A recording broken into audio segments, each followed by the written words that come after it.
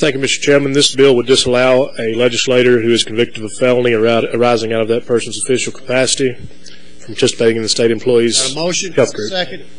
In discussion. Representative Litch, you're recognized. Thank you, Mr. Chairman.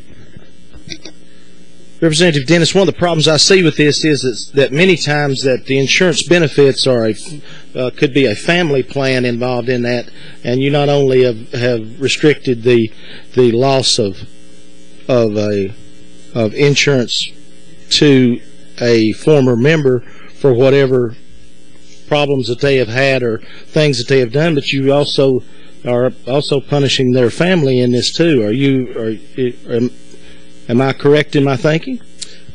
No, the bill specifically provides that if a spouse or dependent child is on the plan at the time, that individual can remain on the plan. It doesn't change that. It doesn't change that at all with the family. It won't have anything to do with the family. The only person disqualified is the actual felon. Representative Miller, you recognize. Thank you, Mr. Chairman. I think we had this bill before us last year. It may have been introduced by a different member, but you've just said that this wouldn't have any impact on the family. The family, a spouse or dependent children would still be able to participate in the state health plan. As long as they're paying the premium? Yes.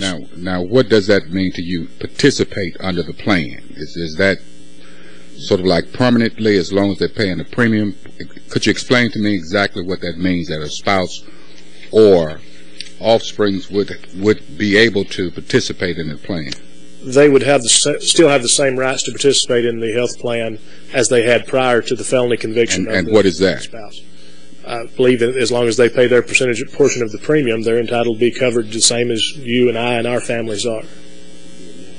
Now, what happens, let's say, if a member of the General Assembly is under some appeal, is acquitted on an appeal or something of that nature?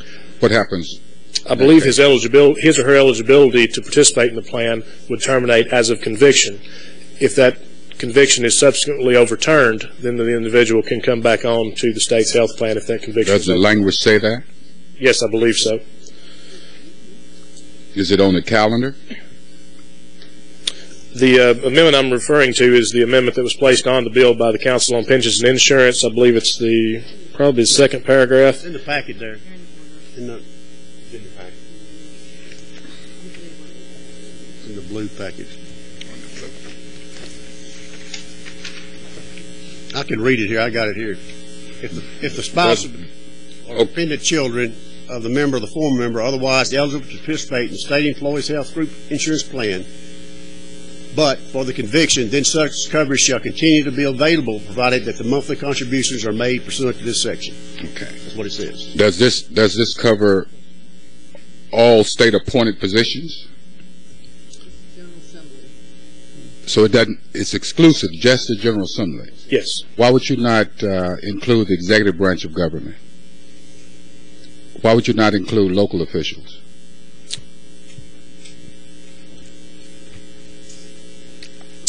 They may very well should be. I felt like this would be. Would you accept an amendment to include the executive branch of government, all appointed state officials? Would you caption it won't carry it?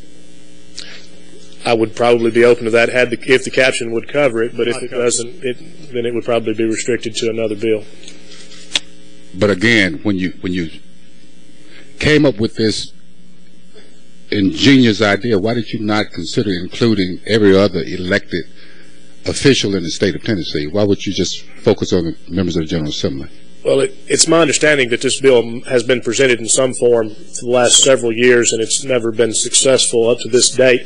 I believe in starting small. If we can do this and get this passed, then we can look to expand it in later years. I have no problem with that. But I think we can start with our own body. If you're going to police ourselves, if we're going to make the policy, we need to police ourselves and start with ourselves first. So you take an individual legislator, since we're talking about members of the General Assembly. Let's say they've been in this General Assembly for 20 years, 25 years. They've invested into that insurance system.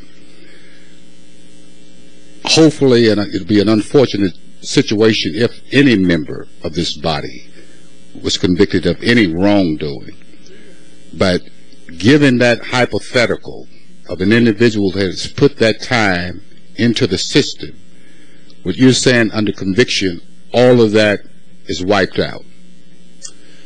Well, as to health insurance, there's not an actual investment in any plan, such as in a retirement account. The individual's retirement plan that they have actually invested in would still remain. That's a vested interest, and we cannot take that away from individuals that are convicted of felonies. The health insurance plan, however, is not a vested interest. It can change from year to year, and the legislature can decide which employees to cover and not cover, and it's an expense basically every year. And the fiscal note on this reflects the savings for each employee, or each former employee felon, who is removed from the plan in the future, an estimated fiscal net savings to the state of about $35,000 a year.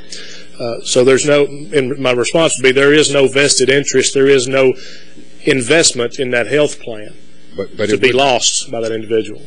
But you just said it would be a savings of on average, $35,000 a year. What did you, could you repeat that? Yes, the savings to the state. The state, based on the fiscal note, figuring the average age of legislators and the life expectancy tables, averages out per felon who is taken off the rolls a savings of about $35,000 per year. So how many members of the General Assembly do you expect to be convicted over an annual basis?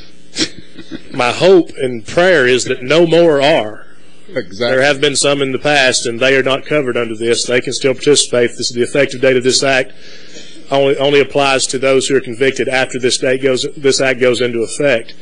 My hope and prayer is that no other legislators are ever convicted of a felony involving well, official. I don't support this legislation, and I'm only one vote, but I just think it's a bad idea, and we're going down a bad road. And especially if, in fact, when you decided to come up with this legislation, you did not include all elected officials on the statewide basis, not even members of the executive branch. And for that fact, I think it's almost profiling in a sense. It's really what we're doing with this legislation. We're profiling members of the General Assembly. If you're going to do this, why would you not consider the executive branch of government? Why would you not consider the appointed officials? Why would you not consider members of the city council, county commissions, alternates? But thank you. Chairman McCormick.